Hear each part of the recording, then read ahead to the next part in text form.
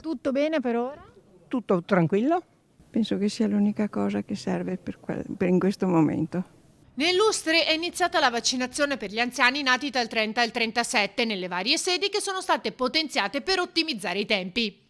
Sono qui con voglia di farsi vaccinare, sono qui con coraggio, sono qui che hanno, mi permettete, rotto le scatole ai figli per farsi portare alla vaccinazione e non si lamentano e fanno tutto quello che ritengono importante per la loro salute e di quelli che gli stanno intorno. Quindi secondo me sono un esempio encomiabile per tutta la società. Non appena venuti a conoscenza delle nuove modalità di prenotazione dell'Ustre tramite il sito web oppure chiamando il CUP, chi voleva vaccinarsi non ha esitato. Ieri sera alle 7:35, dopo 2 minuti, gentilissimo ci ha risposto uno incaricato. Abbiamo risolto in 5 minuti. Ci stiamo riferendo ai soggetti che pur avanti con l'età sono sani e che afferiscono a queste classi di età, quindi dal 37 al 30, il vaccino è l'AstraZeneca. Quindi precisiamo subito due cose.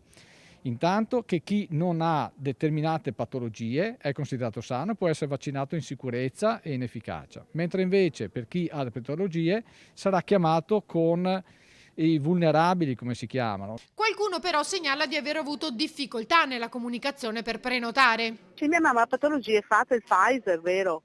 Sì, guardi, non c'è problema, ci sono i medici e poi parlate l'audio.